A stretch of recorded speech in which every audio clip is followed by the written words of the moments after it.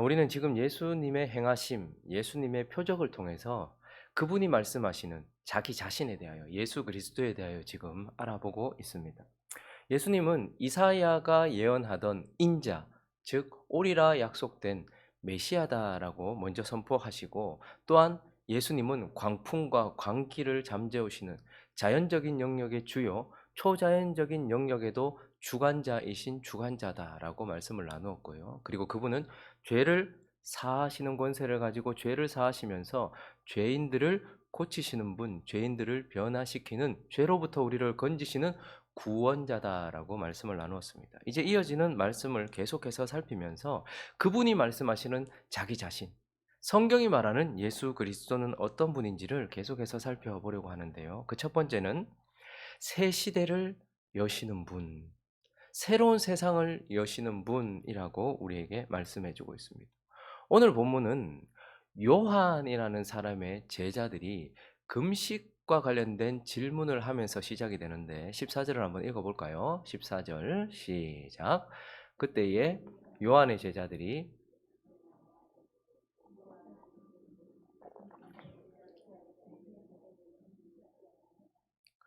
요한의 제자들이 왔어요. 요한은 어떤 인물입니까? 요한. 요한복음 3장을 보면 요한이 자기 자신에 대하여 정확하게 이렇게 말해주고 있는데, 28절부터 30절까지 읽습니다. 시작. 내가 말한 바 나는 그리스도가 아니요 그의 앞에 보내심을 받은 자라고 한 것을 증언할 자는 너희니라. 신부를 취하는 자는 신랑이나 서서 신랑의 음성을 듣는 친구가 크게 기뻐하나니 나는 이러한 기쁨으로 충만하였노라. 그는 흥하여야 하겠고 나는 쇠하여야 하리라 하니라. 요한은 구약 시대의 마지막 선지자입니다. 그리고 요한은 신랑이 아닙니다. 오리라 예언되었던 메시아도 아닙니다. 많은 사람들은 요한이 메시아인가 기대했어요. 그러나 나는 신랑이 아니다, 주인공이 아니다, 실체가 아니다, 그저 그분의 길을 예비하고 그분을 모셔오는 자다라고 말하고 있어요. 그래서 그는 구약의 마지막 선지자이기도 하고, 실체이시고 주인공 되시고 신랑 되시는 예수 그리스도의 앞길을 예비하는 자로서 예수 그리스도 이전의 시대를 마무리하는 자예요. 예수 그리스도의 시대를 마무리하는 자가 바로 요한이라는 사람입니다. 그래서 요한까지라는 말을 예수님께서 쓰시는 겁니다. 예수 이전, 요한까지는 이전 시대라고 이렇게 구분이 되기 때문이고, 요한은 신랑이 아니라 들러리라고 말하고 있고, 그래서 그는 쇠하여지는 옛 시대를 상징하는 것입니다. 그리고 금식이란 무엇이죠? 그러한 이전 시대를 대표하는 율법이라든지 전통이라든지 절기라든지 이런 것들을 대표하는 형식이라든지 이런 것들을 대표하는 상징이라는 말입니다. 그래서 지금 그들의 질문을 통하여 이제 예수 그리스도는 16절과 17절을 통하여서 이렇게 말씀하고 있는데, 읽어보겠습니다. 시작. 생배 조각을 낡은 옷에 붙이는 자가 없나니 이는 기운 것이 그 옷을 당기어 헤어짐이 더하게 됨이요 새 포도주를 낡은 가죽 부대에 넣지 아니하나니 그렇게 하면 부대가 터져 포도주도 쏟아지고 부대도 버리게 됨이라. 새 포도주는 새 부대에 넣어야 둘이 다 보존되느니라. 예수는 이제 요한과 금식으로 상징되는 옛 시대를 닫고 이전 시대를 닫고 새 시대를 여시는 새로운 조각, 생배 조각이다, 새 포도주다라고 주님은 자기 스스로를 이전 시대를 마무리하고 그리고 새로운 시대를 여시는 분이다라고 자기 자신을 생배 조각에 비유하고 있고 새 포도주에 비유하고 있어요. 그래서 이전 시대는 그분을 담을 수도 없고 감당할 수도 없는 것이죠. 그분은 새 시대를 여는 분이다라고 말해요. 그래서 실제적으로 예수 그리스도 이후부터를 이 세상에서도 새 시대가 열렸습니다. 그래서 예수 그리스도 이전 시대를 어떻게 말합니까? BC 이렇게 우리는 나누고 기원전 이렇게 말해요. 그리고 예수 그리스도 이후부터는요, AD. 그래서 우리는 지금 AD 몇 년을 살고 있어요? 2023년을 살고 있어요. 그래서 예수 그리스도 이전 시대와 예수가 오시고 난 이후에 그분이 이 세상에도 새 시대를 여셔서 이제 우리는 AD를 살고 있는 것입니다. 그리고 이 시대를 보십시오. 예수께서 보좌에 앉으시고 통치하고 난 이후부터 AD 시대는 정말 새 시대가 열렸어요. 이전 시대에는 감당도 되지 않을 만큼의 지식이 쌓였고요. 과학이 발달하고요. 의료가 발달하고요. 인권이 신장되고 법 체계가 새로워지고 나라들마다 발전하고, 그래서 지금 하나님은 악인과 선인에게 햇빛과 비를 함께 주시는 은혜로우신 분이에요. 그래서 예수 그리스도께서 통치하고 나신 이후부터는 그 이전 시대는 상상도 하지 못할 놀라운 시대가 열려졌단 말입니다. 그래서 지금 우리가 100세 시대라고 이야기를 해요. 그 어떻게 그렇게 된 겁니까? 그리스도께서 은혜로 의수를 발달하게 해 주셨기 때문입니다. 지금 우리는 너무나도 이전에 왕들도 경험하지 못했던 편안함과 풍요를 누리고 있어요. 예수 그리스도께서 풍요함을 주셨기 때문이에요. 그래서 그분은 새 시대를 여신 분이에요. 그러나 무엇보다도 이 세상에도 새 시대를 여셨지만 예수 그리스도는 자기 백성에게 완전한 새 시대를 여셨습니다. 그 이전 시대는요, 아브라함의 피를 가지고서 할례를 통하여서만 하나님의 백성이 될 수 있었습니다. 그러나 이제는 예수 그리스도 이후에는요, 그리스도의 피를 통하여서 회심, 즉 회개와 믿음이라는 것을 가진 자가 하나님의 백성이 될 수 있는 거예요. 그래서 그때는 유대인과 이방인이 완전히 나눠져 있었어요. 그러나 지금은요, 누구든지 그리스도의 피를 믿는 자는 하나님의 자녀가 되는 권세를 가지는 놀라운 시대가 되었단 말입니다. 그리고 옛 시대는요, 하나님께 어떻게 나아갑니까? 오직 짐승의 피를 가지고서 대속 제사를 드리고, 그리고 성전에서만, 그리고 절기에만, 그것도 인간 대제사장을 통해서만 하나님께 잠시 나아갈 수 있었습니다. 그러나 지금은요, 저와 여러분을 성전 삼으셔서 언제 어디서나 하나님께 나아갈 수 있도록 하셨고, 그리스도의 피, 그분의 십자가를 의지하여서 우리는 그분에게 나갈 수 있게 되었고, 인간 대제사장이 아니라 영원한 대제사장이신, 우리의 영원한 어린 양 되시는 대속적 피이신 예수 그리스도를 통하여 우리의 영원한 대제사장 되시는 예수 그리스도로 인하여서 지금은 언제든지 우리가 하나님 앞에 나아갈 수 있는 시대가 열렸다라는 말. 우리가 구약 시대를 경험해 보지 않으니까 지금 우리가 경험하고 있는 이것이 얼마나 큰지를 몰라요. 사람은 뭔가를 더 준다고 아는 것이 아니라 빼앗아 가보면 알거든요.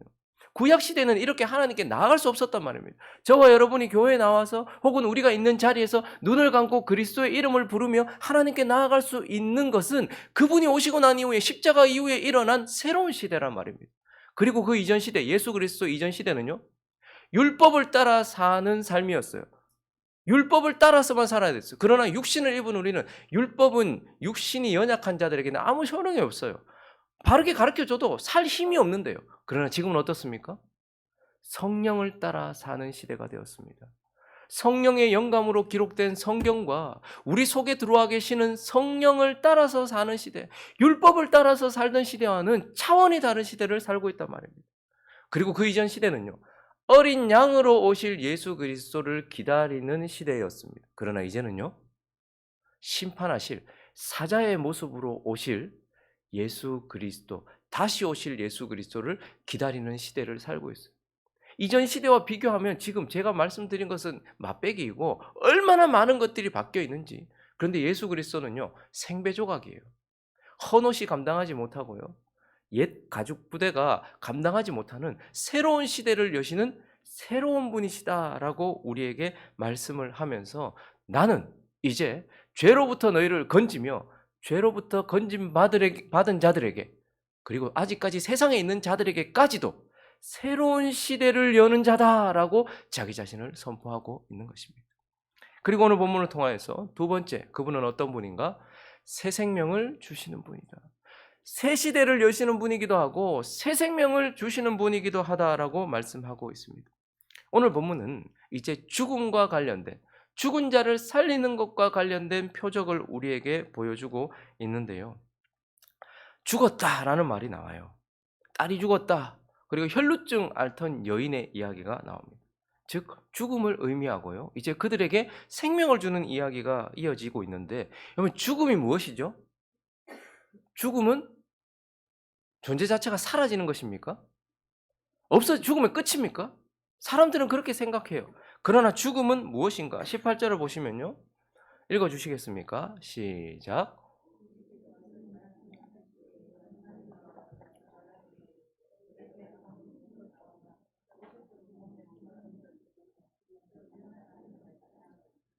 다른 복음서에 보면 저 딸은 저 관리는 야이로고 그 딸은 12살 되었습니다. 그런데 12년 동안 아버지 앞에 서 있었던 그 딸이 지금 죽었다라고 말해요. 죽음이란 즉 사라지는 것이 아니라 존재적 단절을 말하는 것입니다. 아버지 앞에서 12년 동안이나 기쁨을 주었던 딸이 아버지와 존재적으로 단절이 되는 순간, 그것을 죽음이라고 하지요. 그리고 또 하나, 죽음이란 20절을 통해서 볼 수 있는데 20절 읽어볼까요? 시작. 12해 동안이나 혈루증으로 앓는 여자가 예수의 뒤로 와서 그 겉옷가를 만지니. 12해 동안이나 혈루증은 그 여성의 성기에서 피가 계속 흐르는 병이에요. 생명을 상징하는 것을 계속해서 쏟아내고 있는 것은 하나님 앞에 부정해요. 그래서 저 여인은 12년 동안이나 혈루증을 앓고 있음으로써 성전에 한 번도 나갈 수 없었어요. 하나님 앞에는 설 수 없었던 하나님과의 관계 단절, 그리고 이웃과의 관계 단절도 있겠지만 여인이 12년 동안 피를 흘려 부정한 상태에 있었으니 남편과의 관계도 완전히 단절된, 남편과 연합할 수 없었던 관계 단절. 그래서 죽음은 존재적 단절이요 관계적 단절을 말하는 것입니다. 그런데 이제 우리 주님은 이런 자들에게, 죽음에 처해 있는 자들에게 무엇을 주시는 거예요? 새로운 생명을 주시는 분이다. 그래서 25절에 보니까요, 무리를 보낸 후에 예수께서 들어가사 소녀의 손, 12년을 아버지와 함께 있었던 그러나 이제 단절된 그 소녀에게 손을 잡으시며 일어나는지라, 즉 살아나는지라 라고 말하면서 다시 아버지 앞에 세우는 거예요. 다시 아버지라는 존재와 함께 있도록 해주시는 것, 이게 바로 생명이고 주님은 이러한 생명을 주시는 분이다 라고 말해요. 그리고 22절을 또 읽어 주시겠습니까? 22절 시작.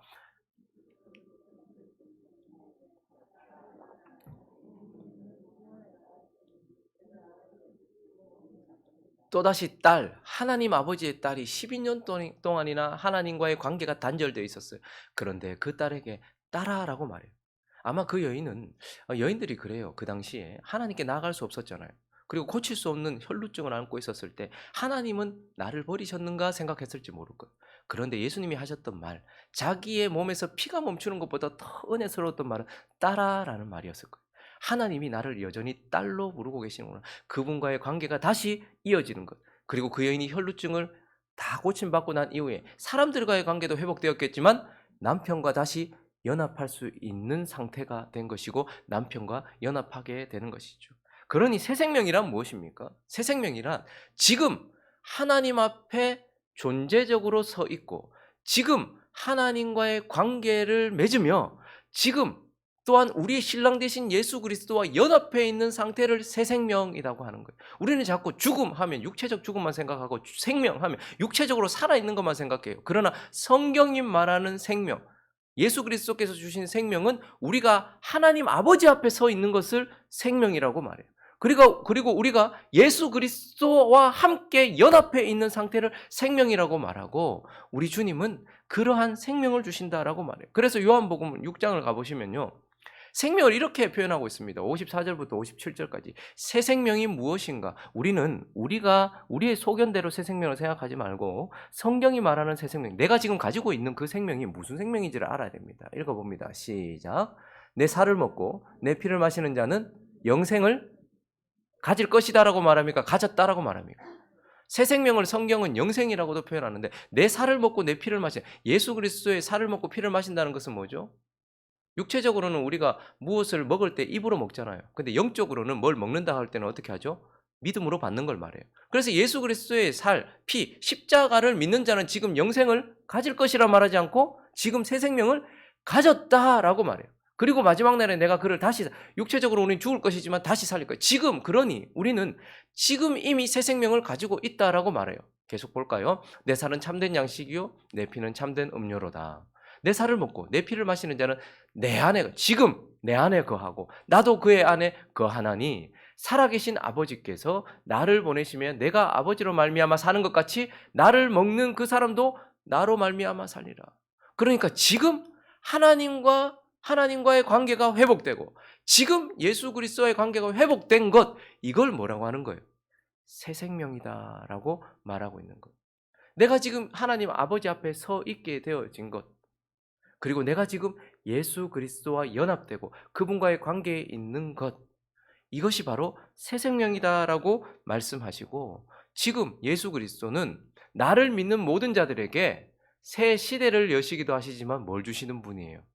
새 생명을 주셔서 아버지 앞에 서서 아버지와 관계하게 하시고 예수 그리스도와 함께 연합한 상태에서 그분과 관계 속에 있게 하신다. 새 생명을 주셨다라고 말씀하고 계시는 것입니다. 말씀을 정리하겠습니다. 성경은 역사를 딱 두 시대로 나눕니다. 이 세대, 그리고요 오는 세대, 이렇게 말해요. 이 세대는 아담으로부터 시작되어서 죄로 죽은 세대예요. 그래서 모든 예수 그리스도로 말미암아 이루어질 천국, 그 완성된 하나님 나라 이전에 있는 모든 사람들을 다 이 세대라고 말해요. 아담 안에 있는 자들, 아담과 함께 죄를 범하여서 죽음 가운데 있는 자들을 이 세대라고 해요. 근데 오는 세대는 뭐죠? 그 예수 그리스도로 말미암아서 영원한 생명을 가지고 있는 세대. 그래서 우리는 이 세대가 끝나면 뭐가 옵니까? 영원한 완성된 하나님의 나라, 오는 세대가 온단 말입니다. 그래서 이 세대와 오는 세대로 나눠져 있어요. 그런데 예수 그리스도는 놀랍게도 자기 백성에게 뭘 주신다는 거예요? 이 세대 안에 있는 자들에게 오는 세대를 미리 맛보게 한단 말입니다. 하나님 안에 있고 하나님과의 관계 맺으며 하나님 안에 있는, 그래서 이 세대 안에서 우리는 지금 오는 세대를 미리 맛보면서 살고 있는 거예요. 그리고 예수 그리스도는요, 이 세대 안에서 오는 세대 안에 있는 영생, 영원한 생명을 지금 우리에게 미리 살게 하시는, 맛보게 하시는 분이다라고 우리에게 가르쳐주고 있는 거예요. 그러니 저와 여러분은 이 세대 안에 있지만 오는 세대를 이미 누리고 있는 자요. 그러나 완성된 것은 아닙니다. 완성될 그 오는 세상을 미리 누리는 자요. 이 세대 안에서 영원한 생명, 완성될 영원한, 우리의 몸까지 변화되어서 예수 그리스도와 같아진 모습으로 살 영생의 어느 부분을 맛보고 있는 자들이다. 이미 살고 있는 자들이다. 라고 말씀하고 있는 거예요. 이것만큼 귀한 게 어디 있습니까? 이 세대 안에 있는 자들은 이 세대만 삽니다. 그러나 저와 여러분 낀 세대예요. 그래서 이 세대 안에서 오는 세대를 함께 누리고 있는 놀라운 새로운 피조물이다라고 말하고 있고, 이 세대 안에서 영원한 생명, 하나님 아버지와 함께하며 하나님 아버지와 관계를 맺으며 예수 그리스도와 연합해 있고 예수 그리스도와 하나된 생명, 그 생명을 지금 미리 맛보고 있는 놀라운 새로운 피조물이다라고 말씀하고 있는 것. 그러니 오늘 이 아침에 예수 그리스도는 단순히 죄를 사하시고 죄로부터 우리를 건지는 분 정도가 아니라, 그래서 이 세대 속에 우리는 파묻혀 사는 자들이 아니라 이 세대 안에 있지만 오는 세대를 미리 살고, 이 세상에 있는 생명을 살고 있지만 오는 세상에 있는 영생도 미리 맛보고 있는 놀라운 피조물이 되게 하신 주님을 바라보면서 감사하고 그것을 마음껏 누리는 저와 여러분 되시기를 예수 그리스도 이름으로 축원합니다.